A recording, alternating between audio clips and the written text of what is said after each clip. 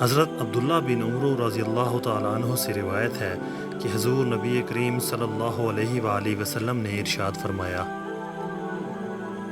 رب کی رضا والد کی رضا میں ہے اور رب کی ناراضگی والد کی ناراضگی میں ہے۔